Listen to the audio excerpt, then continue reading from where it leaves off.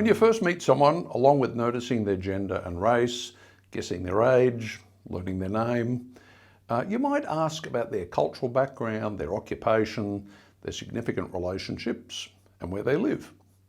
Going deeper though, a more penetrating question to ask them to find out who they are is to ask about their story. What's your family background? What in the past has made you who you are today? Where are you heading in life? What defines you? Human beings tell stories about themselves that matter. Telling your own story is at the heart of expressive individualism. We might even say that our day is characterized by, quote, incessant autobiography, a term coined by C.S. Lewis, which is a fitting way of describing how everyone today seems to be feverishly telling their life stories on the various platforms of social media. It's possible today to document your life story in considerable detail and publish it widely on a daily basis. Your story, though, is fundamental to your personal identity, but it's not an individual story. Being social animals, we live in shared stories. I think it's a mistake to think that our life stories are simply our own making and played out in isolation from others. The meta-narrative or big story in which each of us lives is a combination of defining moments, goals, and expectations of life related to the stories handed down to us by our families and related to the stories of our nations, ethnicities, social classes, and religious faiths. There are two big stories to which the vast majority of people in the West today subscribe, and these are playing out a big role in forming people's identities. They're the story of secular materialism and the story of social justice.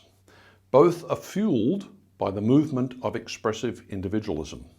Like any good story, they each have a basic plot and setting, key turning points, central themes, stock characters, conflicts to be resolved, and an anticipated climax.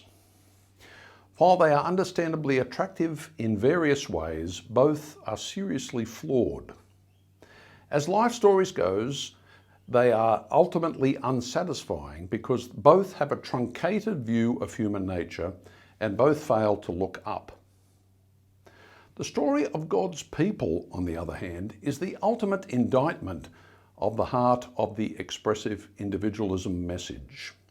It asserts you don't have it within you to define yourself.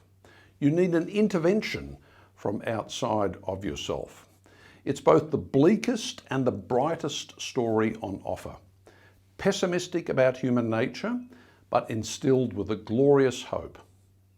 Intriguingly, it's based on the life story of one person, Jesus Christ.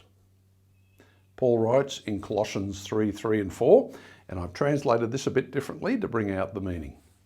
You died, and your identity is now hidden with Christ in God. When Christ, who is your life story, appears, then you will also appear with him in glory.